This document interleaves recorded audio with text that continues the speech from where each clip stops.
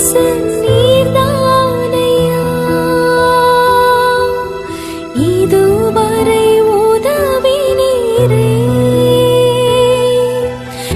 எல்ரோய் எல்ரோய் என்னையும் கண்டீரே, எப்படி நான். இன்னைக்கு உலகத்தில் பார்க்கும் பொழுது, அதாவது நம்முடைய தேசங்களிலே பார்க்கும் பொழுது சில விசேஷித்த காரியங்கள் இல்லைங்களா, ஹையர் ஆபீசர்ஸ் எல்லாம் இருக்கிறாங்க, உயர்ந்த பதவியில் இருக்கிற அதிகாரிகள் இருக்கிறார்கள். அது மாத்திரமல்ல, சில எலெக்டட் மெம்பர்ஸ், அதாவது முதலமைச்சராக இருக்கலாம், பிரதம மந்திரியாக இருக்கலாம், இப்படிப்பட்ட தலைவர்களுக்கெல்லாம் பார்த்தீங்கன்னா அவங்களுக்கு ஒரு விசேஷமாக அவருடைய வாகனங்களில் சில எம்பளங்கள் போடப்பட்டிருக்கும் இல்லைங்களா. ஒரு அசோக சக்கரம் போட்டிருக்கும், அல்லது என்ன சொல்லுவாங்க, இந்த கோபுரங்கள் போட்ட தமிழ்நாடு இலச்சு அந்த இதெல்லாம் போட்டிருக்கிறதெல்லாம் நம்ம பார்க்குறோம். இது எதுக்கு இந்த முத்திரை அவர்களுக்கு கொடுத்திருக்கிறார் என்று சொல்லி பார்த்தா, இவர்கள் ஹானரபிள், இவர்கள் கனப்படுத்தப்பட்ட மனிதர்களாக இருக்கிறார்கள். இவர்கள் அரசுக்கு சொந்தமானவர்கள். அரசு இவர்கள் மூலமாக செயல்படுகிறது. புரிகிறதா? அரசு இவர்கள் மூலமாக செயல்படுவதாக அந்த அரசு முத்திரையை அவர்கள் சுதந்திரித்திருக்கிறார்கள். அதை போய் ஒருத்தர் என்ன செய்ய முடியாதுங்க, தடை பண்ண முடியாது. அவன்கிட்ட போய் நம்ம ஒழுங்கா நம்ம என்ன பண்ண முடியாது, நம்ம இஷ்டத்துக்கு பேச முடியாது. அப்படிப்பட்ட ஒரு முத்திரையை அவர்கள் பெற்றுக்கொண்டு இருக்கிறார்கள். ஆமென். அப்படி பெற்றுக்கொண்ட அந்த முத்திரையை அவர்கள் பெறுவதற்கு அவர்கள் தகுதி உள்ளவர்களாக இருக்க வேண்டும். எல்லாரும் அதை போய் என்ன செய்ய முடியாதுங்க, போட்டுக்கொள்ளவே முடியாது. அப்படி என்றால் என்ன சொன்னோம், அந்த குவாலிஃபிகேஷன் யாருக்கிட்ட இருக்கோ அவங்க மட்டுமே அந்த முத்திரையை பெற்றுக்கொள்ள முடியும். அதை பெற்றுக்கொண்டு அவர்கள் தங்களுடைய வாழ்க்கையில் என்ன பண்ணுங்க, செயல்படுத்த முடிகிறதா இருக்கிறது. ஒரு கவர்மெண்ட்டே அவங்களுக்கு ஒரு பிரதித்துவம் கொடுத்துருக்குது. நாங்கள் செய்ய வேண்டிய வேலையை எங்களுடைய அதிகாரிகள் செய்வார்கள் என்று சொல்லி ஒரு நாடு அவர்களுக்கு ஒரு பிரதிநிதித்துவம் கொடுக்கப்பட்டிருக்கதை பார்க்குறோம். இதே காரியத்தை தான் கர்த்தர் நமக்கு ஒரு பிரதித்துவத்தை கொடுக்கிறார். இவர்கள் என் பிள்ளைகள் என்று சொல்லி ஆண்டவர் நமக்கு சில முத்திரைகளை ஆண்டவர் கொடுத்திருக்கிறார். ஹல்லேலூயா, ஹல்லேலூயா. நம்மளை பிரதித்துவம் படுத்துறார். இவங்கெல்லாம் என் பிள்ளைங்கப்பா அப்படிங்கும்போது நமக்கு சில முத்திரைகள்லாம் நமக்குள்ள என்ன இருக்குதுங்க, இருக்க ஆரம்பிக்கிறது. ஒரு பெண்ணுடைய காரியங்களை பார்க்கும் பொழுது அல்லது மனிதர்களுடைய வாழ்க்கையில பார்க்கும் பொழுது அவங்களுக்கு கம்மல் போட்டிருப்பாங்க, என்ன பண்ணுவாங்க, செயின் போட்டிருப்பாங்க, பிரைஸ்லெட் போட்டிருக்கிறாங்க, கொலுசு போட்டிருக்கிறாங்க, மெட்டி போட்டிருக்கிறாங்க. அப்படி பார்த்தீங்கன்னா இந்த கையில் என்ன பண்ணுவாங்க, வயசானாலுங்க தண்டட்டி, அப்புறம் வேற என்ன இருக்கு, இது பூரா வரிசையாக குத்தி இருப்பாங்க. ஒன்னொன்னுக்கும் குணுக்கு இதழ் அப்படின்னு நிறைய பேர்லாம் இருக்கு, தெரியுமா? ஆமாம், அது வரிசையாக இருக்குது, ஒவ்வொன்றுக்கும் ஒரு பேர் இருக்கு, புல்லாக்கு அப்படியெல்லாம் நிறைய போட்டிருப்பாங்க. ஆனால் எது போட்டிருந்தாலும் ஒரு விசேஷித்த விதமாக ஒரு ஆபரணத்துக்கு மதிப்பு ஜாஸ்தி.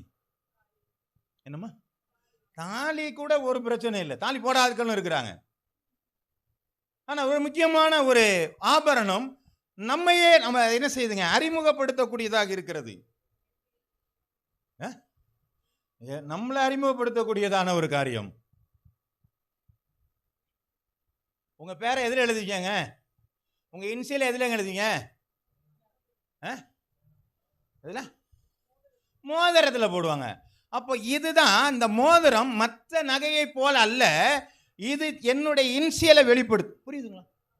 ஆமாம், இன்சியலை தெரியும். இதில் வச்சு பார்த்துருந்தீங்கன்னா பேரை எழுதி வச்சிருப்பாங்க. முன்னாடி ஒரு கட்சிக்காரர் ஒருத்தர் இருந்தார். அவர் தலைவர் படத்தை கை பெரிய மோதிரத்தில் என்ன பண்ணியிருப்பாருங்க, அவர் போட்டு இருப்பார். ஆமென். அப்போ என்ன பண்ணாங்க, அந்த மோதிரம் எதற்காகனா ஒரு முத்திரையாக இருக்கிறது. ஆதி நாட்களில் பார்க்கும் பொழுது முத்திரை மோதிரம் என்பது ஒரு ஹானரபிளா இருக்குது.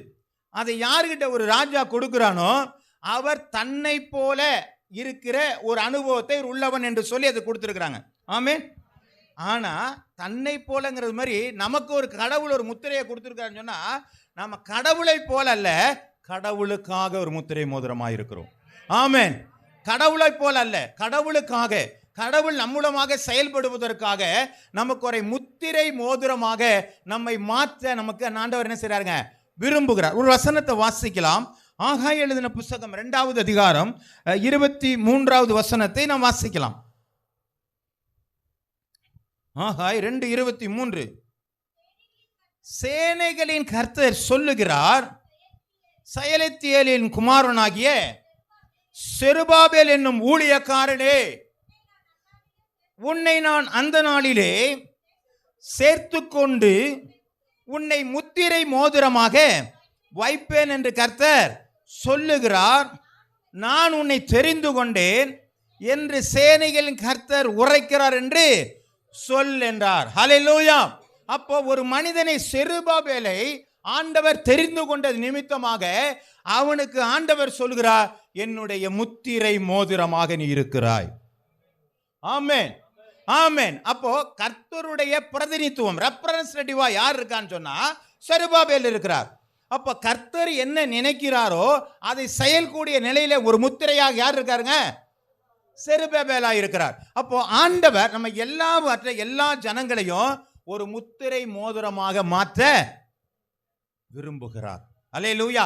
ஒருத்தரையும் அவர் தள்ள விரும்பல. அவர் என்ன பண்றாருங்க? முத்திரை மோதிரமாக ஏமா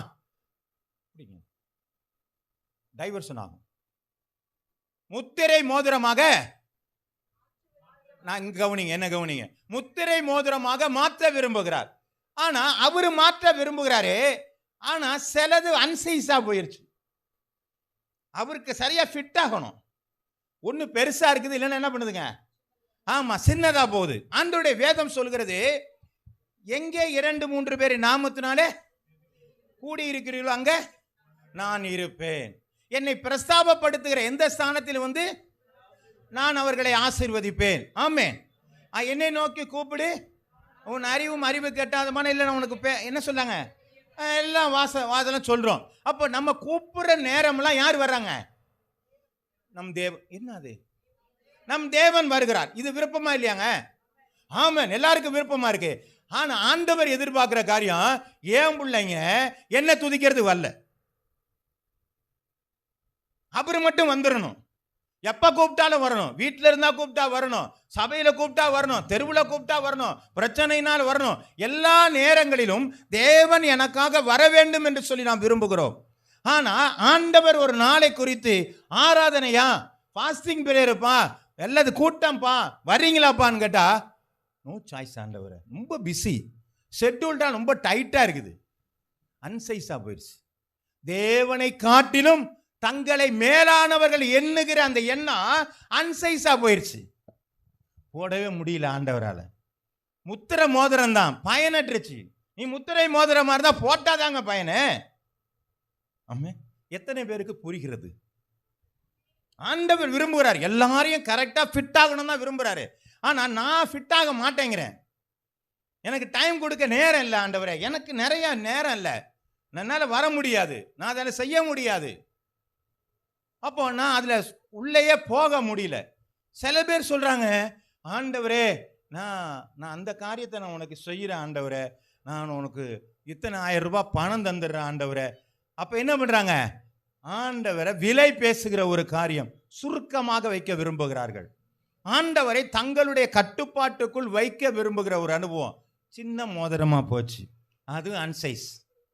ஆமென். பெருசா இருந்தாலும் அன்சைஸ், சின்னதா இருந்தாலும் அன்சைஸ் தான். அப்ப நீங்க சின்ன சைஸா இருந்தாலும் சரி, பெரிய சைஸா இருந்தாலும் சரி, உங்கள் மோதிரம் ஆண்டவருக்கு ஃபிட்டானா மட்டும்தான் சில காரியங்களை உங்களால் செய்ய முடியும். ஹல்லேலூயா.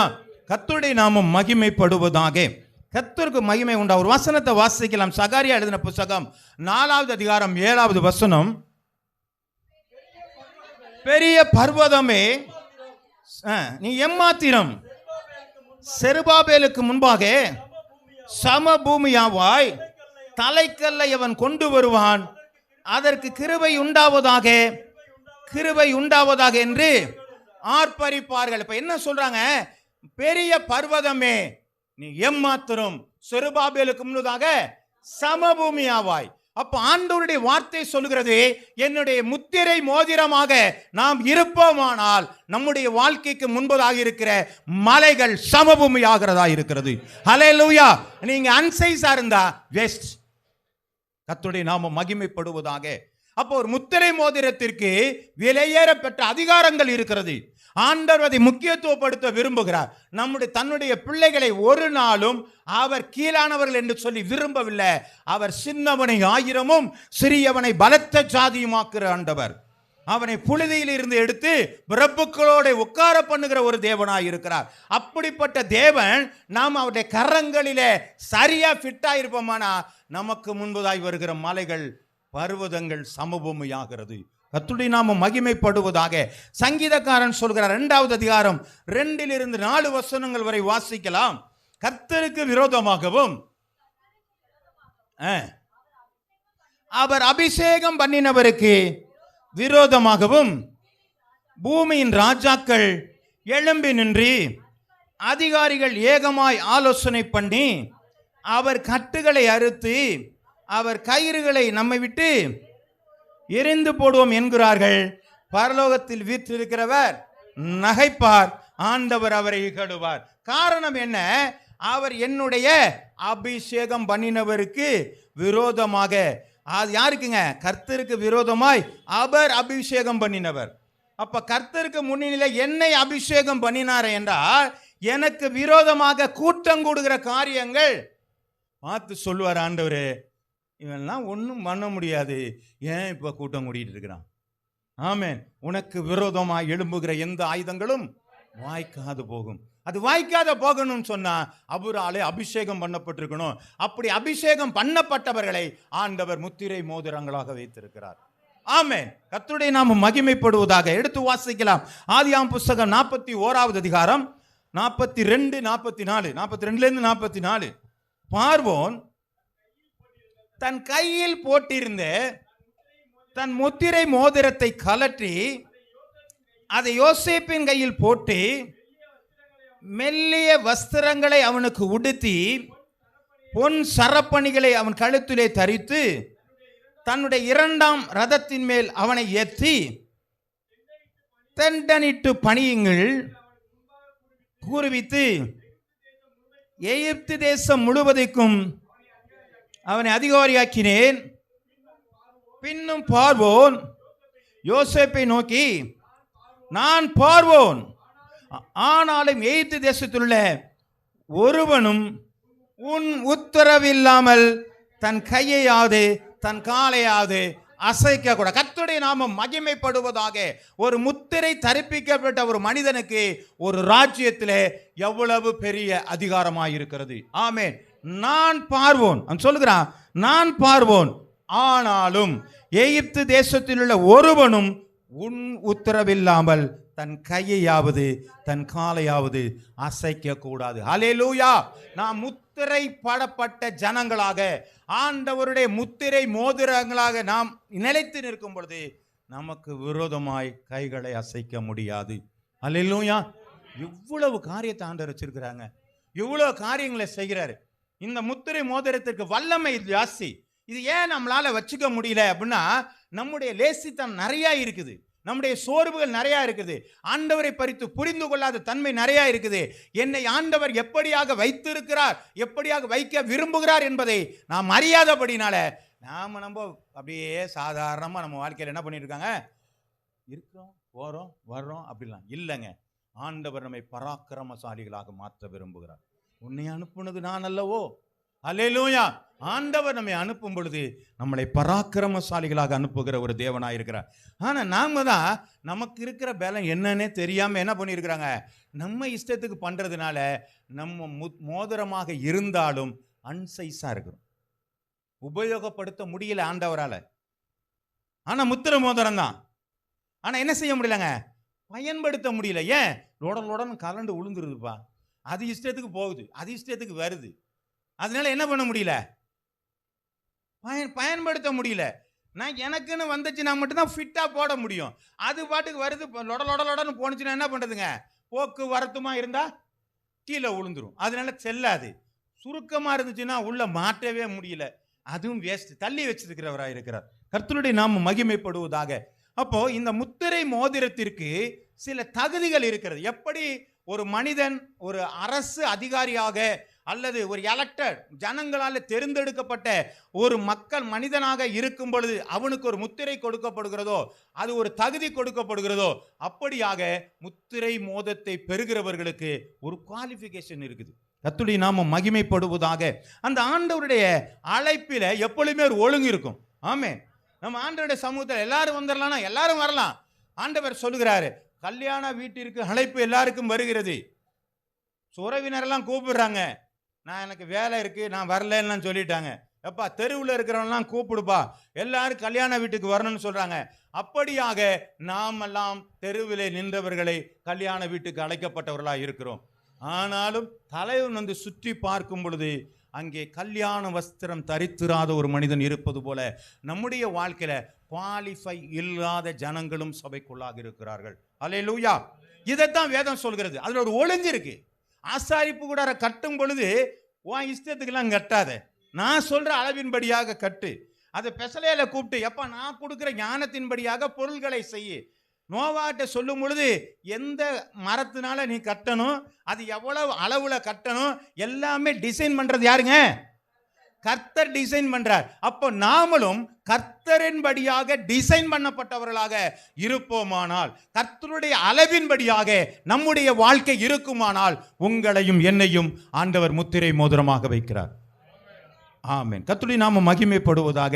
அப்ப என்ன அளவிட பத்தி எல்லாம் கேட்கிறாங்க, வாசிக்கலாம். எபேசியர் எழுதின புத்தகம் 1வது அதிகாரம் 13வது வசனத்தை நாம் வாசிக்கலாம். எபேசியர் 1:13. நீங்களும் உங்கள் இரட்சிப்பின் சுவிசேஷமாகிய சத்திய வசனத்தை கேட்டு விசுவாசிகளான பொழுது வாக்குத்தத்தம் பண்ணப்பட்ட பரிசுத்த ஆவியால் அவருக்குள் முத்திரை போடப்பட்டீர்களே. ஹல்லேலூயா. ஆண்டவர் நமக்கு முத்திரை போடுகிறார் என்று சொல்லி புதிய ஏற்பாட்டில் எபிரேய புத்தகத்தில் சொல்லப்பட்டிருக்கு, எபேசியர் புத்தகத்தில் சொல்லப்பட்டிருக்கு. எப்படியா முத்திரை போடுறாருங்க? எதன் மூலமாக நமக்கு முத்திரை போடுகிறாராம்? இரட்சிப்பின் சுவிசேஷமாகிய சத்திய வசனத்தை கேட்டு விசுவாசிகளான பொழுது. அப்ப நான் வசனத்தின்படியாக விசுவாசிகளாயிருக்கிறோமா, அழைப்பின்படி விசுவாசிகளாயிருக்கிறோமா? அல்லேலூயா. ஒருத்தர் கூப்பிட்டாங்கிறதுக்காக நான் வர்றதுனால ஒரு நாளும் நான் குவாலிஃபை கிடையாது. நான் வசனத்தின்படியாக இந்த தேவன் மெய்யான தேவன், இவர் எல்லாவற்றையும் செய்ய வல்லவர் என்று சொல்லி நான் வசனத்தின் அடிப்படையில் நான் தேவனை பின்பற்றினேயானால், ஆண்டவருடைய வேதம் சொல்கிறது, பரிசுத்த ஆவி உங்களை முத்திரை போடுகிறார். அல்லேலூயா. அப்ப பரிசுத்த ஆவி என்ன முத்திரை போட்டுட்டாருன்னு சொன்னா என்ன நடத்துறவர் யாரா இருக்கணுங்க? பரிசுத்த ஆவி நடத்துறவரா இருக்கணும். அப்ப பரிசுத்த ஆவி என்ன நடத்துறான்னு சொன்னா என்னுடைய வழியெல்லாம் தேவனுக்காகவே இருக்கிறதா இருக்கிறது. ஆமென், ஆமென். கர்த்தருடைய நாமம் மகிமைப்படுவதாக. கர்த்தர் நம்முடைய வாழ்க்கையில பெரிய காரியங்களை செய்ய வேண்டுமானால் ஆண்டவரை என்னை முத்திர மோதிரமாக மாற்றும். அல்லேலூயா. நம்முடைய ஒவ்வொரு நினைப்பும் நமக்கு எப்படி இருக்குன்னா முத்திரம் குவாலிஃபிகேஷனை கொடுத்திருக்கிறார். அப்போ நம்மளை அந்த வசனத்தை விட்டு பார்க்கிறோம். 2 கொரிந்தியர் 4வது அதிகாரம் 17-18 வாசிக்கும் பொழுது, நான் வசனத்தின்படியாக நான் ரட்சிக்கப்பட்டிருப்பேனே ஆனால், பரிசுத்த ஆவினாலே முத்திரிக்கப்பட்டிருக்கனால், முத்திரையாக போடப்பட்டிருப்பேனே ஆனால், என்னுடைய வாழ்க்கை எப்படி இருக்க வேண்டுமா? ஆனபடியால் நீங்கள் அவர்கள் நடுவில் இருந்து, 6வது அதிகாரம் 17-18, நீங்கள் அவர்கள் நடுவில் இருந்து புறப்பட்டு பிரிந்து போய் அசுத்தமானதை தொடாதிருங்கள். கர்த்தருடைய நாமம் மகிமைப்படுவதாக. நீங்கள் முத்திரை படப்பட்ட ஜனங்களாக இருப்பீர்களானால் நீங்கள் அசுத்தமானதை தொடாதிருங்கள், நீங்கள் பிரிந்து போங்கள் என்று சொல்லி வேதம் சொல்கிறது. அல்லேலூயா, அல்லேலூயா. எல்லாத்தையும் ஏத்துக்கிறது, எல்லா காரியங்களையும் தோல்ல சேர்த்துக்கிறது. இவன் நண்பன், இவன் என் உறவினர், இவங்க சொல்றதை நாங்க எப்படி விட முடியும்? இவங்களை சொல்றதை விட முடியலன்னா தேவன் உங்களை விட்டுருவாரு. தேவன் விட்டா பரலோக ராஜ்யம் கிடையாது. அப்ப அதான் சொன்ன, அவங்களை விட்டு நடுவில் இருந்து புறப்பட்டு பிரிந்து போய் அசுத்தமானதை தொடாதிருங்கள் என்று கர்த்தர் சொல்லுகிறார். அப்பொழுது நான் உங்களை ஏற்றுக்கொண்டு உங்களுக்கு பிதாவாயிருப்பேன், நீங்கள் என் குமாரரும் என் குமாரத்திலாம் இருப்பீர்கள் என்று சர்வ வல்லமை உள்ள கர்த்தர் சொல்லுகிறார். அல்லேலூயா. அவர் சொன்னதை செய்கிற தேவன். இந்த வேதம் சொல்கிறது, வேத வாக்கியங்கள்லாம் ஆம் என்றும் ஆமென் என்றும் இருக்கிறது. அப்ப அவர் சொல்லுகிறாரே, நீ நடுவில் இருந்து புறப்பட்டு அசுத்தமான பழக்க வழக்கங்களை நீ தொடாமல் இருப்பானேயானால் நான் உனக்கு தேவனாயிருப்பேன், நீ எனக்கு குமாரனும். ஆமா ஆமா, நீ விட்டு விலகி இருப்பான், நீ அவங்க சாயல்ல இருக்க வேண்டாம். அப்ப கர்த்தருடைய பிள்ளைகளுக்கு இருக்கிற விசேஷித்த சுபாவங்கள் உண்டு. ஆமே. வெள்ளைக்காரனுக்கு நமக்கு வித்தியாசம் இருக்கா இல்லையாங்க? என்ன வித்தியாசம்? கலர் வித்தியாசமா இருக்குது.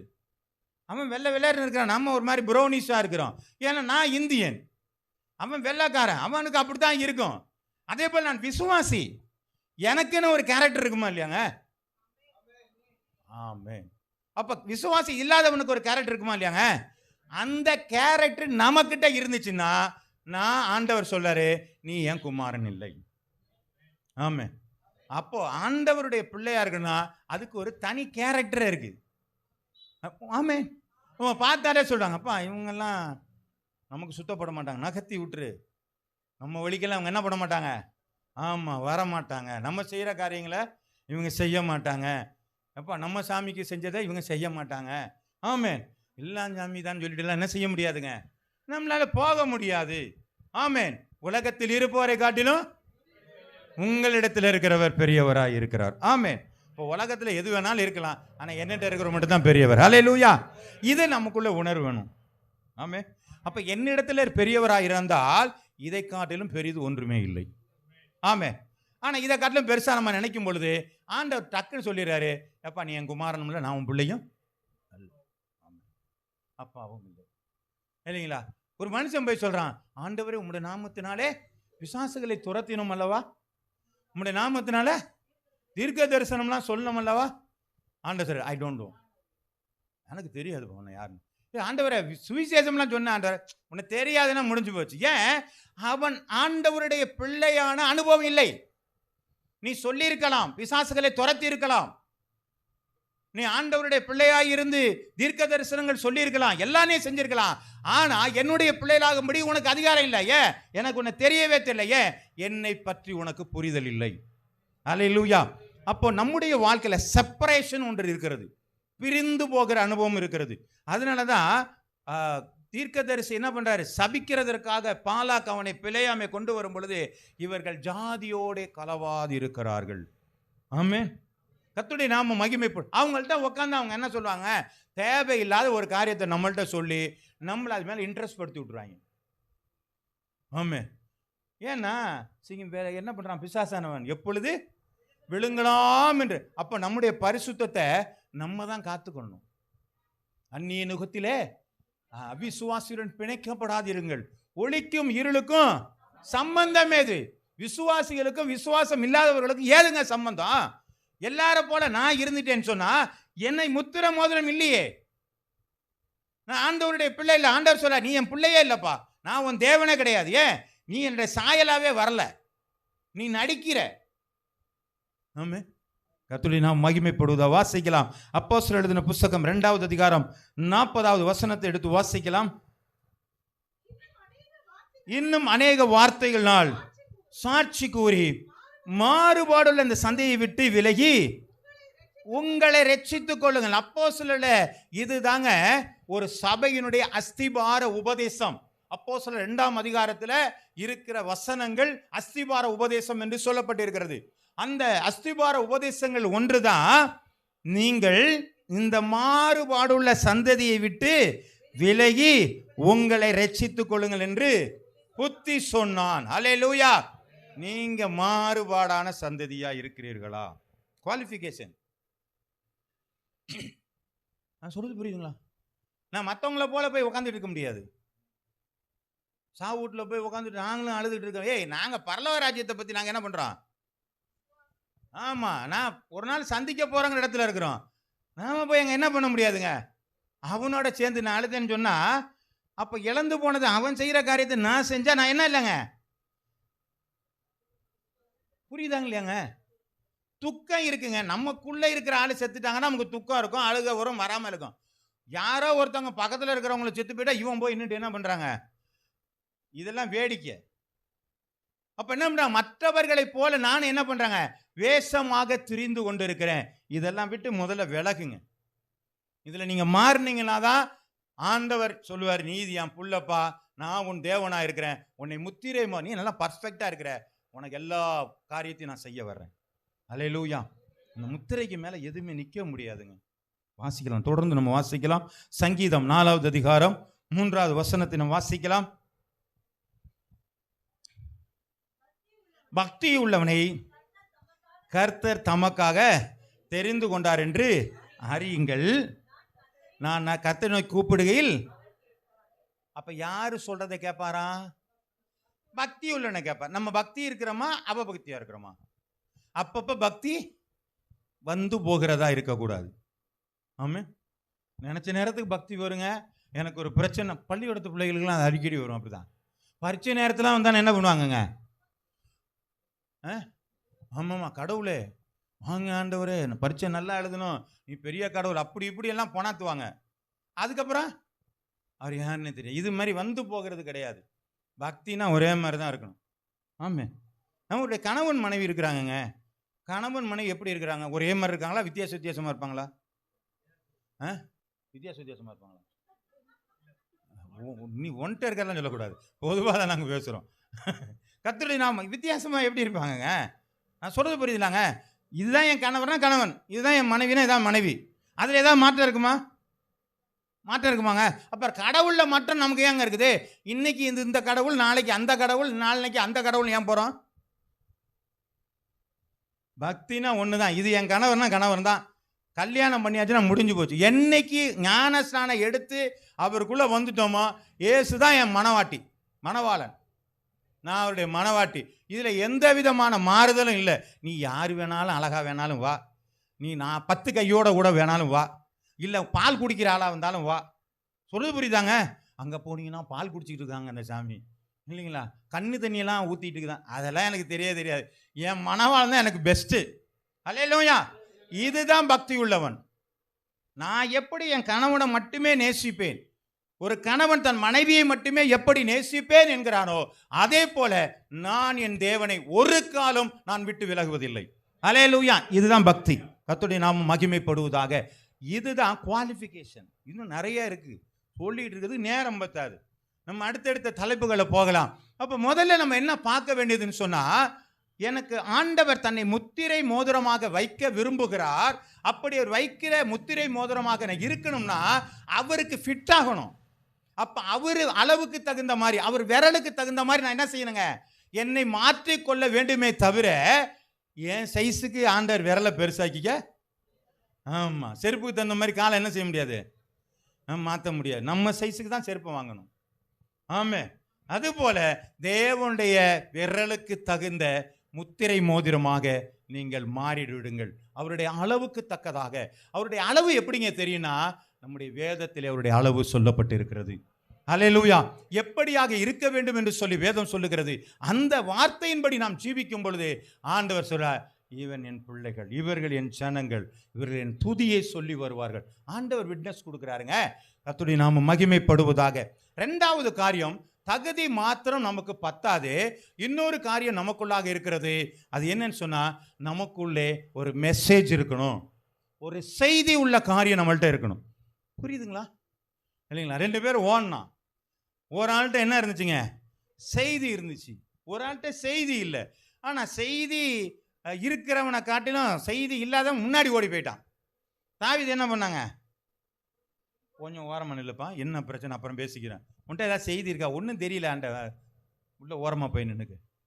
நம்முடைய வாழ்க்கையில் செய்தி இல்லாமல் சில வேளையிலே ஓடிக்கொண்டிருக்கிறோம். உலகத்து ஜனங்க சொல்லுவாங்க, வெந்த சோத்தை தின்னுட்டு ஆமாம் விதி வந்தால் சாகுறாங்கிறாங்க. நாமெல்லாம் அப்படி இல்லைங்க. நாங்கள் வெந்த சோத்தை தின்னுட்டு விதி வந்தால் சாகுறாள் நாங்கள் கிடையாது. நாங்கள் எதையாவது சாதிச்சுட்டு தான் சாவோம், தேவனுடைய ராஜ்யத்துக்கு போயிடுவோம். அல்லேலூயா. கர்த்தருடைய நாமம் மகிமைப்படுவதாக. சாதிக்கிறவள் நாங்கள் இருக்கணும். நான் இருக்கிறவளும் ஏதாவது சாதிச்சுட்டு போனோங்க. ஆமே, கர்த்தருடைய நாமம் மகிமைப்படுவதாக. தடம் தெரியணும். ஒரு உலக பழமை சொல்லுவாங்க, கால் பதித்து நடக்கிறவன் அல்ல, கால் தடம் பதிக்கிறவன் தான் மனிதன். காலை தரையில் பதிச்சு நடக்கிற மனுஷன் கிடையாது, தடத்தை உருவாக்கிட்டு போறான் பாருங்க, அவன் தான் மனுஷன். தனக்கு ஒரு அடையாளத்தை செஞ்சுட்டு போயிட்டான். நான் இந்த உலகத்தில் இருந்து இறந்து மரித்து போன பிற்பாடு என்னுடைய அடையாளம் என்ன? நான் என்ன செஞ்சுட்டு போயிருக்கிறேன்? நமக்கு வேணா பிள்ளைக்கு தெரியும், அடுத்த பிள்ளைக்கு தெரியும், அதுக்கப்புறம் அப்ப என்னுடைய தடம் இருக்குதா? என்னுடைய தடம் என்ன? ஒரு மனிதனையாவது நீங்க ரட்சிக்கப்பட்டீர்களானால் அவனுடைய தலைமுறை உங்களுடைய தடத்தில் பின்பற்றுகிறதா இருக்கிறது. அல்லேலூயா. ஒரு மனுஷனை கூட நான் ரட்சிப்புக்குள்ளாக நடத்தலைன்னு சொன்னா உங்கள் தடம் பதிக்காத நிலை உண்டாயிருக்கிறது. ஒன்றும் இல்லையேங்க, மெசேஜே இல்லையாங்க. இப்போ என்கிட்ட ஒரு செய்தி இருந்தால் நான் அடுத்தவர்கிட்ட சொல்ல முடியும். என்னகிட்ட ஒரு செய்தியும் இல்லாதபடிக்கு நான் எப்படி தடம் பதிக்க முடியும்? நான் எப்படி ஒரு மனிதனை ரட்சிக்கப்பட முடியும்? நான் வந்தா இருந்தேன் செத்தேன்னு சொன்னா ஒன்றும் இல்லாமல் போயிடும். ஆனால் நான் ஒரு மனிதனை நான் ரட்சிப்புக்குள்ளாக நடத்தினேயானால் ஒரு பெரிய சமுதாயத்தை, ஒரு பெரிய சந்ததியை ஆண்டவருக்குள்ளாக நடத்தின ஒரு அனுபவம் என்னிடத்தில் இருக்கிறது. என்னுடைய பொக்கிஷம் பரலோகத்திலே மிகுதியாக இருக்கிறது. ஆமே.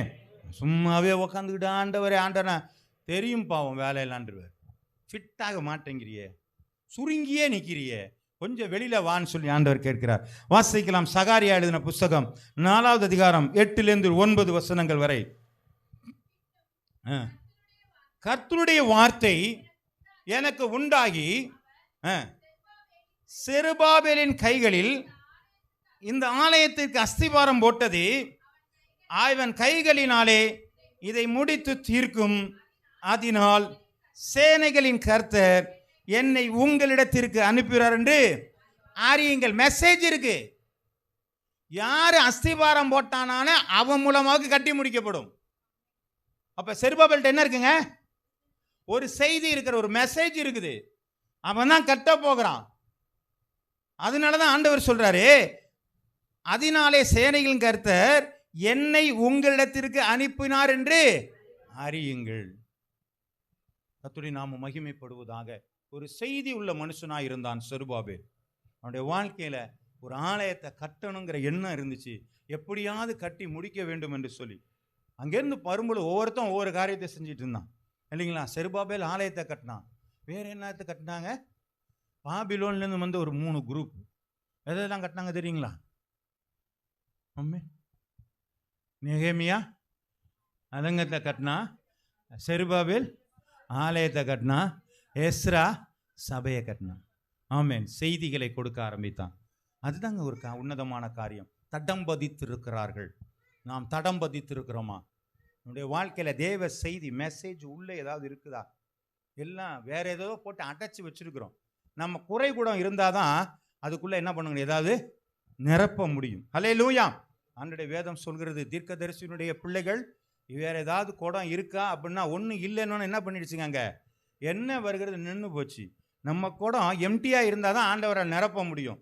நாம் பேசுகிறோம், எனக்கு வேதம் நல்லா தெரியுமே, இவர் என்ன மத்தையிலேருந்து தானே பேசுகிறாரு, மார்க்கில் இருந்தாலும் வேதத்துக்குள்ளே. ஆமாம், வேதத்துக்குள்ளே தான் பேசிக்கிட்டு இருக்கிறோம். அப்போ இதில் என்ன பண்ணுறோம், நம்மகிட்ட ஒரு அலட்சியம் இருக்கும். நாங்கள் பைபிளில் தானங்க இருக்க வசனங்க, எங்கே சுற்றினாலும் ஆதி ஆமத்துலேருந்து வெளிப்படுத்தல தான் பேச போகிறாங்க. இதில் என்ன பெரிய பேச்சு நினைச்சேன்னு சொன்னால், என்னுடைய அளவு சுருங்கி போயிருக்கிறது. வேதம் சொல்கிறது, ஏற்ற வேளையில் சொல்லப்பட்ட வார்த்தை வெள்ளித்தட்டில் வைக்கப்பட்ட பொன்பளத்திற்கு சமானம். அல்லேலூயா. அப்ப ஏற்ற வேளையில் என்ன செய்யணுங்க, அந்த வசனம் வரணும் அப்படின்னு சொல்லப்படுது. அதுதான் மெசேஜ். ஆமே, நான் சொல்றது புரியுதுங்களா? இப்போ உங்களுக்கு சொல்லுகிற இந்த வார்த்தை தேவன் உங்களுக்காக கொடுக்க வேண்டிய மெசேஜ். அது செய்தி என் மூலமாக கொடுக்கிறார், அவ்வளவுதான். அப்ப என்ன பண்றாங்க, ஒரு செய்தி உள்ள ஒரு ஓட்டம். இப்ப நான் வந்து இங்க நின்றுட்டு இருந்தேன்னா என் இஷ்டத்துக்கு ஒன்றும் பேச முடியாது. ஆண்டவர் கொடுத்த செய்தியை நான் உங்களுக்கு கொடுக்க வேண்டும். அதுதான் நான் மெசேஞ்சர். ஆமே. அப்ப எனக்குள்ள ஒரு மெசேஜ் இருக்குது, செய்தி இருக்கிறது, அதனாலே நான் உங்களுக்கு போஷிக்கிறேன்.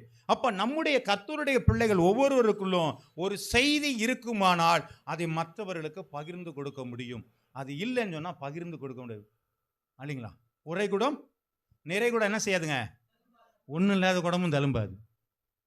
ஆமே. நிறைகுடம் அமைதியாக போய் சொல்லுங்க, உங்களுக்கு என்னங்க சொல்லுங்கன்னு கேட்கும். குறைகுடம் ஒன்றுமே இல்லாத கூட என்ன பண்ணுங்க, ஒன்றும் பேசாமல் இருந்துடும்.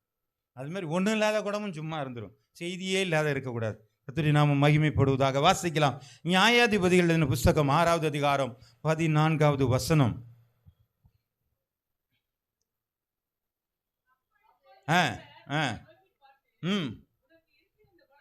இப்போ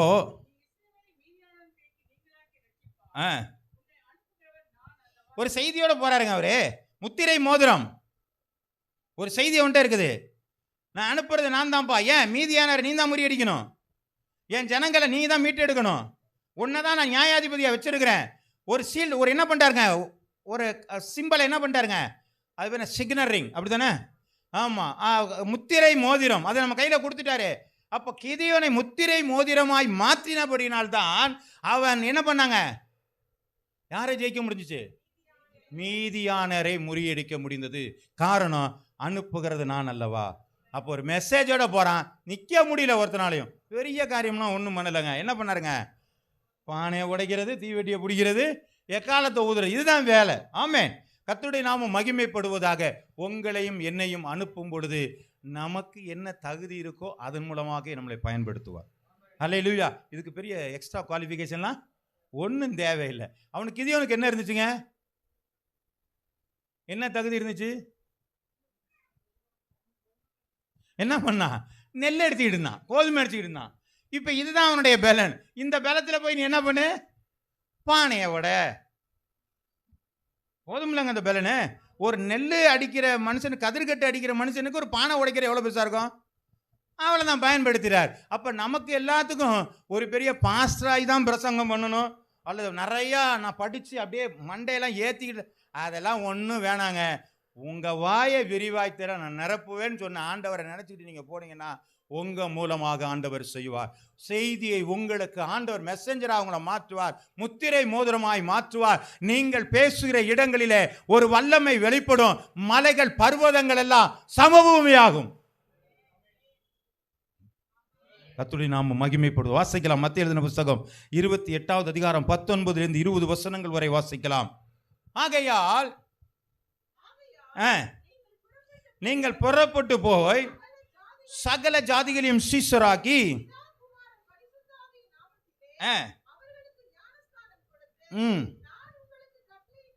யாவையும் நீங்கள் கைக்கொள்ளும்படியாக அவர்களுக்கு உபதேசம் பண்ணுங்கள். இதோ இதோ உலகத்தின் முடிவு பரிந்தும் சகல நாட்களிலும் நான் உங்களுடனே கூட இருக்கிறேன். ஆண்டவர் மெசேஜ் கொடுத்துட்டாரு. தன்னுடைய எல்லா விசுவாச பிள்ளைகளுக்கும் ஒரு மெசேஜ் கொடுத்துட்டாரு. நீங்கள் புறப்பட்டு போய் சகல ஜாதிகளையும் சீஷராக்கி பிதா குமாரன் பரிசுத்தன் ஞானஸ்நானம் கொடுத்து நான் கட்டளையிட்ட யாவையும் கைக்கொள்ளும்படியாக நீங்கள் உபதேசம் பண்ணுங்கள். இதோ சதா காலமும் நான் உங்களோடு கூட இருக்கிறேன். அல்லேலூயா. ஒரு செய்தி வந்துருச்சு. இந்த செய்தியை யார் பெற்றுக்கொண்டு போகிறார்களோ அவர்கள் முத்திரை மோதிரமாக இருக்கிறார்கள். ஆமென். ஒரு வலி இருக்குங்க எனக்கு. அன்னைக்கு ஒரு பாட்டு புஸ்தகத்தில் பார்க்குறேன், நம்ம கொடுத்த அந்த ட்ராக்ஸை மடித்து புக் மார்க்காக வச்சுருக்குறாங்க. அன்றைக்கி ஒரு பைபிள் இருந்துச்சு, அதில் பார்த்தா கொடுத்த ட்ராக்ஸ் அப்படியே இருந்துச்சு. அதை நான் வாங்குறதுக்கும் அடிக்கிறதுக்கும் தூக்கிட்டு வந்ததுக்கும் என்னுடைய வலி எனக்கு தெரியும். கொஞ்சம் சங்கட்டமாக தான் இருந்துச்சு. இல்லை, நான் சொல்கிறது புரியுதுங்களா? அப்போ உங்களை பயன்படுத்த விரும்புகிறார். ஆனால் நான் பயனாளியா இல்லைன்னு சொன்னால் அன்ஃபிட் ஆயிட்டேனே. ஆண்டவர் சொன்ன வார்த்தை எனக்கு இருந்தும் நான் சொல்லாமல் போகும் பொழுது நான் ஃபிட்டு, நான் ஆண்டவரிடத்தில் சுருங்கி போயிருக்கிறேன். அல்லது உங்களை காட்டி நான் பெரியவர்னால முடியாது என்று சொல்லி நான் அன்சைஸா இருக்கிறேன். அப்ப எப்படி நமக்கு முன்பதாக இருக்கிற மலைகள் சமபூமியாகும். அல்லேலூயா. தடைகள் எப்படி நமக்கு மாறுகிறதாக இருக்கிறது. கர்த்தருடைய நாம் மகிமைப்படுவதாக. வாசிக்கலாம். யோவான் எழுதின புஸ்தகம் 14வது அதிகாரம் 12 13 வசனங்கள் வரை. மெய்யாகவே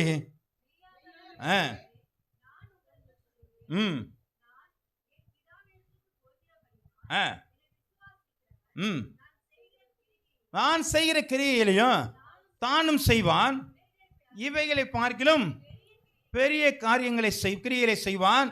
நீங்கள் என் நாமத்தினால எதை கேட்பீர்களோ குமாரனில் பிதா மகிமைப்படும்படியாக. அந்த முதல் வசனத்தை நாங்கள் மறந்துட்டோம், 2வது வசனத்தை நம்ம ஞாபகம் வச்சுக்கிறோம். நீங்கள் என் நாமத்தினால எதை கேட்பீர்களோ குமாரன் பிதா மகிமைப்படும்படியாக. இதை கெட்டியா பிடிச்சுக்கிட்டோம். இது செய்தி அல்ல, இது அறகுறை செய்தி. ஆமே. இன்னைக்கு அறகுறை செய்தியை வச்சுக்கிட்டு தான் நம்ம என்ன பண்றாங்க, நிறையா காரியங்களை பண்ண பார்க்குறோம். ஆனால் முழு செய்தி என்னங்க? மெய்யாகவே மெய்யாகவே. அவர் கண்டிஷன்லாம் பக்காவாக போறாரு. உண்மையாகவே சத்தியமாகவே அப்படித்தான் சொல்றாரு. மெய்யாகவே மெய்யாகவே நான் உங்களுக்கு சொல்கிறேன், நான் என் பிதாவினிடத்தில் போகிறபடியால் என்னை விசுவாசிக்கிறவன் நான் செய்த காரியங்களையும் செய்வான், என்னிலும் பெரிய காரியம். நம்ம போய் பிசாசை துரத்துறதோ செத்தவனை பிடிச்சி எழுப்புற வேலையெல்லாம் வேணாங்க. அவர் சுவிசேஷம் அறிவிச்சாரு, நம்மளால முடியுமா முடியாதா? அவரை காட்டிலும் அதிகமாக சொல்ல முடியும். ஏன்னா அவர் 3 வருஷம் தான் உயிரோடு இருந்தார், நமக்கு ஜீவனை கொடுத்துருக்கிறார். அப்போ அவரை காட்டிலும் அதிகமான பேருக்கு நம்மளால என்ன செய்ய முடியுமா? சொல்லலாம். ஆமென். அப்போ அதை தான் ஆண்டவர் சொல்ல விரும்புகிறார். செய்ய முடியுமே அப்போ அவனால். ஆனா நம்ம முதல்ல விட்டுட்டு பின்னாடி இருக்கிற வசனத்தை நம்ம கெட்டியா பிடிச்சிக்கிட்டோம். நம்ம பாதி அறகுறையா சொல்றோம். இந்த வசனங்களை எதெல்லாம் நமக்கு ரொம்ப இதா இருக்குதோ அதெல்லாம் நம்ம பிடிச்சிக்கிட்டு நம்ம என்ன செய்றோம், செயல்படுத்த ஆரம்பிக்கிறோம். வாசிக்கலாம். அப்போ நீங்க என்ன செய்றீங்க, இந்த முதல் காரியம் நமக்கு ஒரு என்ன வேண்டியிருக்கு, ஒரு குவாலிஃபிகேஷன், நமக்கு தகுதிகள் இருக்க வேண்டியிருக்கு. முத்திரை மோதிரங்களாக நான் இருக்க வேண்டுமானால் எனக்கு சில தகுதிகள் இருக்கிறது. ஆகவே இந்த தகுதிகளை நான் வேதத்திலிருந்து அறிந்து கொள்ள முடியும். ரெண்டாவது ஒரு காரியத்தை நாம் வாசித்து பார்த்தோம். அங்க என்ன பண்ணுதுங்க, எனக்கு ஆண்டவர் ஒரு செய்தியை வைத்திருக்கிறார். இந்த செய்தி மூலமா தான் நான் என்ன செய்ய முடியும், செயல்பட முடியும். முத்திரை மோதிரம் என்பது ஏதோ ஒரு செயல்பாட்டிற்கு அடையாளமாகத்தான் இருக்கிறது. ஒரு கலெக்டர் அப்படி இருந்தாருன்னா அவர் இந்த மாவட்டத்தினுடைய நிர்வாக அதிகாரி என்கிற ஒரு செய்தி அதற்குள்ளாக இருக்கிறது. ஒரு ஜட்ஜ் என்று சொன்னார் அவர் நீதி அரசர் என்ற செய்தி அதற்குள்ளாக இருக்கிறது. ஒரு முதலமைச்சர் என்று சொன்னால் நாட்டினுடைய நன்மைக்காக செய்கிற ஒரு தலைவர் என்கிற செய்தி அதற்குள்ளாக இருக்கிறது. நாம் நமக்கு கொடுக்கப்பட்ட அந்த முத்திரை மோதிரத்திலே என்ன செய்தி இருக்கிறது? முத்திரை மோதிரமாக இருந்தால் எனக்குள்ள செய்தி இருக்கணும்.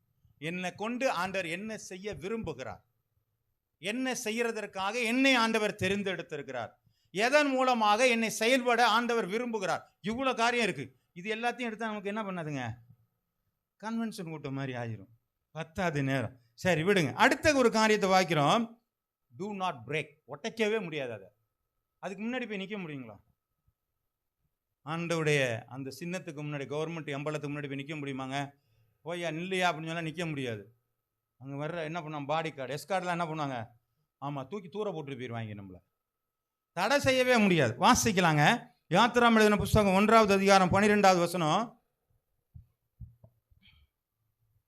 ஆனாலும்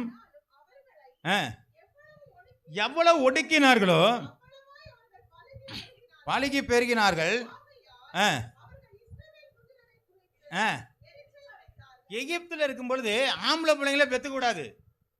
ஏன் நிறைய பேர் பெரிய வந்துட்டாங்க, இவனு தொகை நம்மளை காட்டிலும் அதிகமாக போயிடுச்சு, இனி இவன் என்ன பண்ணுறான், தொகை பெருகாமல் இருக்க என்ன பண்ண, ஆம்பளை பிள்ளைய இனிமேல் பெற்றுக்காத, பெத்தினா கொண்டு எங்கே கொண்டு போய் போட்டுரு, ஆற்றுல கொண்டு போய் போட்டுரு, கொன்னுடு. ஆமே, தடை செஞ்சாச்சு, கவர்மெண்ட் தடை செஞ்சிருச்சு. ஆனால் என்ன பண்ணுறாங்க, ஆம்பளை பிள்ளையா பெற்றுக்கிட்டு இருக்கிறாங்க. என்னடா ஆம்பளை பிள்ளையா பெற்றுட்டு இந்த மருத்துவ வச்சுக்கெல்லாம் கூப்பிட்டு கேட்குறாங்க. என்ன மருத்துவ வச்சுக்கிட்டு ஆண்டவர் பேசி வச்சிருக்கிறாரு, தடை பண்ணாத, ஜாக்கிரதையாரு. அவங்க சொல்லிட்டாங்க, ஐயா நாங்கள் போகிறதுக்கு முன்னாடி அவங்களாம் நல்லா வலுவான ஆளுங்க, போகிறதுக்கு முன்னாடியே பெற்று எடுத்து தூக்கிட்டு போயிடுறாங்க. ஆமே, அப்படித்தானே போட்டுருக்கு. வேதவசனத்தை வாசி பார்த்து தெரியும். நாங்கள் வர்றதுல முன்னாடியே மனையில் அவங்க பெற்றுடுறாங்க. ஐயா தடை செய்ய முடியல, ஒடுக்க முடியல, சிறுபான்மை என்று நிற்க முடியல. நாம சரியா இருந்தோமானால் நம்மளை எதிர்க்கிற ஒரு நாளும் செய்ய முடியாது. அல்லேலூயா, அல்லேலூயா, ஆமென். ஒருவன் 1000 பேரை துரத்துவான், 2 பேர் 10000 பேரை, டபுள் மடங்கு. 1000 2000 கிடையாது, 10000 பேரை துரத்துவான். இப்போ இவ்வளோ பேர் இருக்கும்போது எத்தனை ஜனங்களை நம்மளால் என்ன பண்ண முடியாதுங்க, துரத்த முடியுமா முடியாதாங்க? இப்போ நமக்குள்ள என்ன தேவை? ஒரு மனதின் சிந்தை தேவை, ஒரு மனதின் ஆவி தேவை. தேவன் சபையின் மூலமாக என்ன செய்ய நினைக்கிறாரோ அந்த காரியத்தை தான் நம்ம செய்யணும். எனக்காக யாரும் செய்ய வேண்டாம். தேவனுடைய சித்தம் ஒரு சபை இருக்குமானால் அங்கே ஒரு எழுப்புதல் நடந்திருக்க வேண்டும், மாற்றங்கள் நடந்திருக்க வேண்டும். இதைத்தான் வேதம் சொல்லி கொண்டிருக்கிறது. கர்த்தருடைய நாமம் மகிமைப்படுவதாக. வாசிக்கலாம். யாத்திராம் எழுதின புஸ்தகம் 1வது அதிகாரம் 19வது வசனம். அதுதான் இப்போ நம்ம சொன்னேன்.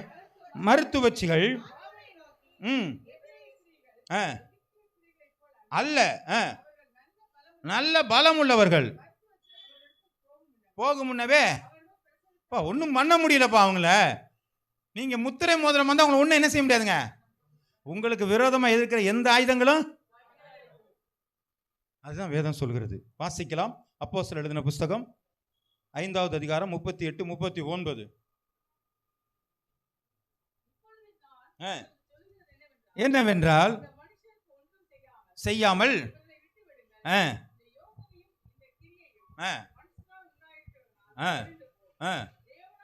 தேவனால் உண்டாயிருந்தேமானால் உங்களால முடியாதுப்பா.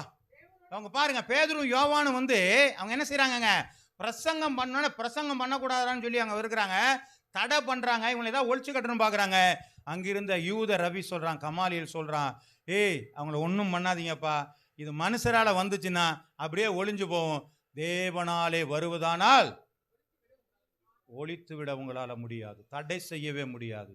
இப்போ நம்ம போய் ஆண்டோடைய சுவிசேஷத்தை சொல்லணும்னு நினைச்சா ஒரு மனுஷனும் ஆனா செய்ய மாட்டேங்கிறான். நம்முடைய செய்தி இல்லாத நிலைமை, ஏன் செய்ய மாட்டேங்கிறோம்? சரி, வாசிக்கலாம். அப்ப என்ன சொல்லப்படுது? இன்னொரு காரியத்தை கூட வாசிக்கலாம். தாவீது மாடு மேய்ச்சிக்கிட்டு இருந்தான், ஆடு மேய்ச்சிக்கிட்டு இருந்தான். ஒரு ராஜாவை நிர்மாணிக்கணும். அப்ப சாமுவேல் ஒரு ராஜாவை நான் உண்டாக்கணுமே அப்படின்னு சொல்லி பிள்ளையெல்லாம் கூட்டு வாடான்னு சொன்னா எல்லா பிள்ளைகளும் கூட்டி வந்துட்டான். எல்லாரையும் பார்த்தான், ஒரு பையிலும் உங்க ராஜாவா இல்லையே, ஆண்டவர் சொன்ன மாதிரி ஒரு அடையாளமே இல்லையே அப்படின்னாரு. ஒருத்தருக்கு தடை பண்ணி வச்சிருக்கிறாரு, காட்டில் போய் மாடு மேய்ச்சிடுவான்னு தடை பண்ணியிருக்கிறாரு. அவனை தடையே பண்ண முடியல. தாவீதை ராஜாவாகிறதுக்கு தடை செய்ய முடியல, அவங்க அப்பா தடை செய்ய முடியல. நீ மாடு மேய்ச்சிட்டு இருந்தா கூட அவன் என்ன சொன்னான், நான் வர்ற வரல இங்கே தான் சாப்பிட மாட்டேன், இங்கே தான் உட்காந்துருப்பேன், அவனை ஆள் வச்சு கூப்பிட்டுவான், நான் அவனை தான் அபிஷேகம் பண்ணணும். ஆமேன். அப்போ எந்த தடைகளையும் ஆண்டவர் முறிக்கிற ஒரு தேவனாக இருக்கிறார். அப்போ நமக்கு முத்திரை மோதிரமா இருந்தனா எனக்கு விரோதமா தடைகள் அகன்று போகிறதா இருக்கிறது. அதெல்லாம் சொன்னா பெரிய பர்வதமே மாத்திரம். ஆண்டவருடைய வேதம் சொல்கிறது, நீ விசுவாசம் உள்ளவனாய் இந்த மலையை பார்த்து புறப்பட்டு சமுத்திரத்தில் தள்ளுண்டு போ என்றால் அது தள்ளுண்டு போகும். நமக்கு விரோதமா தடங்க இயேசுவின் நாமத்தினாலே தடையே புறப்பட்டு போ என்று சொன்னால் அது போகிறது. காரணம், நான் முத்திரை மோதிரம், எனக்குள்ளே ஒரு செய்தி இருக்கிறது, இயேசு என்ற செய்தி எனக்குள்ளாக இருக்கிறது, தேவனுடைய வார்த்தை எனக்குள்ளாக இருக்கிறது. இந்த வார்த்தை செய்தியின் மூலமாக இருக்கிறபடினால் என்னுடைய வார்த்தைக்கு தடை இல்லை. நான் ஆண்டவருடைய முத்திரை மோதிரமாக நான் குவாலிஃபைட், நான் செலக்ட் பண்ணப்பட்டு இருக்கிறேன். அல்லேலூயா, ஆமென். ஒருத்தருக்கும் அந்த முத்திரை மோதிரம் மாதிரி ஆன மாதிரி தெரியல. முத்திரை மோதிரத்தை கொடுத்தா தானா? ஆமாங்க, ஒரு பவுன் 80,000 விற்கிதுங்க, அது கொடுத்தா நாங்கள் சந்தோஷப்படுவோம். வெறும் ஏசுநாதரை சொல்லி இந்த முத்திரை மோதிரம்னு வாயால் சொல்லி என்ன பண்ணுங்க, இதெல்லாம் விட்டுட்டு தான் போகணும். ஆனால் நான் சொல்கிற வார்த்தை உங்களை நித்தியத்துக்கே கொண்டு போய் சேர்க்கிறாரு. அல்லேலூயா. இந்த பவுன் இதோட முடிஞ்சு போச்சு. தடால்னு ஒருத்தன் அடிச்சான்னு சொன்னா எங்க பார்த்தாலும் ஒரு மலையா தங்க மலையா பெருமிச்சுன்னா 80,000 2 ரூபாய்க்கு வந்துடுறதுக்கு ஒரு பெரிய காரியம் அல்ல. வேதத்தில் அப்படிப்பட்ட நிகழ்வுகள்லாம் நடந்திருக்கு. ஆனா நித்தியத்துக்கு போறதுக்கு இதை விட்டா வேற வழி இல்லை. ஆமென். கர்த்தருடைய நாமம் மகிமைப்படுவதாக. சங்கீதக்காரன் சொல்றான், 119:100 சொல்லப்பட்டிருக்கிறது, வாசிங்க. சங்கீதம் 119:100. உம்முடைய கட்டளைகளை நான் கை கொண்டிருக்கிறபடியால் முதியோரை பார்க்கிலும் ஞானம் உள்ளவனாயிருக்கிறேன். அப்போ நான் கர்த்தருக்கு கீழ்ப்படிறா இருந்தா நான் முதியோரை பார்த்திலும் எப்படி இருக்கேங்க? ஞானம் உள்ளவராயிருக்கேன். இது எப்படி புரியுதா உங்களுக்கு? இது புரியுதா? நான் ஒரு முறை ஆரம்பத்தில் ஒரு சபையில் நான் செய்தி கொடுத்து கொண்டிருந்தேன். இப்போ எனக்கு முன்னாடி 4வது வாத்தியார் உட்காந்துருக்கிறாரு. உட்காந்து அப்படியே கவனமாக கேட்டுக்கிட்டு இருக்கிறாரு. செய்தி கொடுத்துட்டு போய் கீழே இறங்கணுன்னு கையெடுத்து கும்பிட்டு சொல்கிறாரு, ஐயா உங்கள் செய்தி சூப்பராக இருந்துச்சான்னாரு. நான் சொன்னேன், நான் யாருன்னு தெரியுமான்னு கேட்டேன். அவர்கிட்ட தெரியலையேன்னாரு. நான் தாங்க வாத்தியார் பையங்கன்னாரு. அப்போ கூட ஒரு வாடான்னு கூட சொல்லலைங்க. ஐயா நீயா ஐயா அப்படின்னு சொல்லிட்டு அவர் ரொம்ப ஆச்சு. அப்போ பாருங்க, அவர் ஒரு ஆசிரியர் எனக்கு, ஆனால் வேதவசனம் எனக்குள்ளே இருக்குது. நான் அவரை காட்டிலும் இப்போ நான் யாராக இருக்கிறேங்க? அதனால் அவங்கள அலட்சியப்படுத்த முடியாது. அவங்க வயதானவர்கள், அனுபவிக்கவர்கள். ஆனால் அவருக்கு இல்லாத ஒரு ஞானம் எனக்குள்ளே இருக்கிறது. ஆமென். அதே போல வாத்தியாருங்க போற என்னட்ட இருக்காங்க, 7ஆவதுக்கு ஒரு என்ன சொல்லுவாங்க, வகுப்பு வாத்தியார், என்ன சொல்றது, கிளாஸ் டீச்சரு. கிளாஸ் டீச்சருங்க விடாமா, கிளாஸ் டீச்சர் சொல்ல முடியாது, சப்ஜெக்ட் வேற, கிளாஸ் டீச்சரா? ஆமாம். 7ஆவதுக்கு இருந்தார், 8ஆவதுக்கும் ஒருத்தர் இருந்தார். அந்த 2 பேரும் நான் ஆல் நைட் ப்ரேயர் நடத்தும் பொழுது அங்கே பிரதர் நான் என்ன பண்ணணும், ஐயா என்ன ஐயா நீங்கள் என்ன சொல்லுங்க பிரதர் சொல். அப்போ பிரதர் ஆகிட்டேன். அவர்கிட்ட உதா வாங்கினது பூரா நான் தான். நான் ஒன்றும் பெரிய பிரில்லியண்டான ஸ்டூடெண்ட் இல்லை, ஆவரேஜ் ஸ்டூடெண்ட் தான். உதா வாங்கினது பூரா அவர்கிட்ட தான் உதா வாங்கினேன். ஆனால் அவர் இப்போ என்ன கேட்குறாருங்க, பிரதர் நான் என்ன பண்ணணுங்கிறேன். ஏன்? அவர்களுக்கு இல்லாத ஒரு காரியம் என்னிடத்தில் இருக்கிறது. ஆமென். அப்போ நீ மற்றவர்களை காட்டிலும் நீங்கள் ஞானம் உள்ளவர்களாக இருக்க வேண்டுமானால் ஆண்டவருடைய வசனம் உங்களுக்குள்ளே இருக்க வேண்டும். அல்லேலூயா, அல்லேலூயா. கர்த்தருடைய நாமம் மகிமைப்படுவதாக. வாசிக்கலாம். எஸ்தர் எழுதின புஸ்தகம் 10வது அதிகாரம் 3வது வசனம்.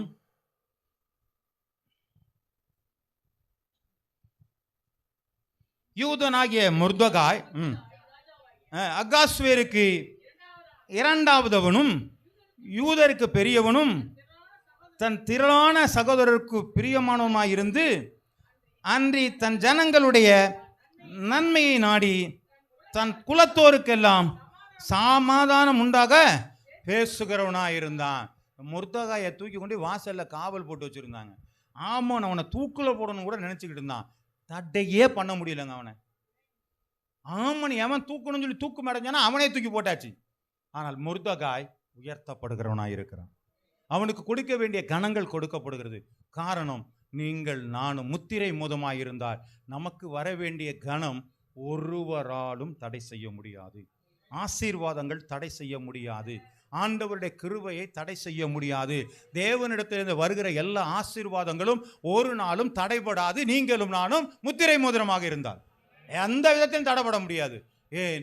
தேவன் நம்மளை தெரிந்தெடுத்தபடினால், ஒரு செய்தி உள்ளவனாக வைத்திருக்கிறபடினால், நாம் எல்லாவற்றிலும் நாம் ஆண்டவருக்கு ஏற்ற சிந்தனை, நமக்கு ஒரு அனுபவம், குவாலிஃபிகேஷன் இருக்கிறபடினால், தகுதி இருக்கிறபடினாலே நமக்கு வர வேண்டிய எந்த காரியங்களும் ஆண்டவரிடத்திலிருந்து தடை இல்லாமல் வருகிறது. அல்லேலூயா.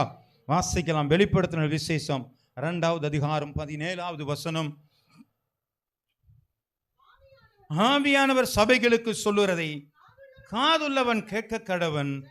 ஜெயம் கொள்கிறவனுக்கு நான் மறைவான மன்னாவை புசிக்க கொடுத்து அவனுக்கு வெண்மையான குறிக்கல்லையும் அந்த கல்லின் மேல் எழுதப்பட்டு அதை பெறுகிறனே என்று வேறொரும் அறியக்கூடாதுமாகிய புதிய நாமத்தை கொடுப்பேன். ஒரு குறிக்கல் நமக்கு கொடுக்கப்படுகிறது. ஜெயம் கொள்கிறவனுக்கு ஆண்டவர் ஒரு மார்க் பண்ணுகிறாருங்க, ஒரு முத்திரை கொடுக்கிறார். இன்று நாம் உலகத்தை, ஆண்டவரை நான் ஜெயிக்கிறேன் ஆண்டவரை, நான் உலகத்தில் இருக்கிற காரியங்களை விட்டு நான் ஜெயிக்கிறேன் ஆண்டவரை, இப்படி ஒரு ஜெயம் கொள்கிற அனுபவம் நமக்குள்ளே வருமானால் நாம் முத்திரை மோதிரமாக இருக்கலாம். கொஞ்ச நேரம் எழுந்திருந்து நாம் சொன்னோம். ஹல்லேலூயா ஹல்லேலூயா ஹல்லேலூயா ஹல்லேலூயா ஹல்லேலூயா ரிகபா லதுரபா ஷகல ரவா. நீங்கள் உங்களை நல்ல ஆண்டவர்கிட்ட கேட்டு பாருங்கள். ஆண்டவரே, என்னை முத்திரை மோதிரமாக மாற்றுங்க ஆண்டவரே. நான் ஆண்டவரே, ஒருவேளை உம்முடைய விரலுக்கு நான் லூஸாக இருக்கலாம், அல்லது டைட்டாக இருக்கலாம், அன்சைஸாக இருக்கிறேன் ஆண்டவரே, என்னை மாற்றிடுங்க ஆண்டவரே. உமக்கு ஃபிட்டாக நான் இருக்கணும் ஆண்டவரே, உமக்கு ஃபிட்டாக இருக்கு. நல்லா கேளுங்க, நல்லா கேளுங்க. ஆண்டவரே, உம்முடைய கைக்கு நான் ஃபிட்டாக இருக்கணும் ஆண்டவரே, உம்முடைய கைக்கு நான் சரியாக இருக்கணும் ஆண்டவரே.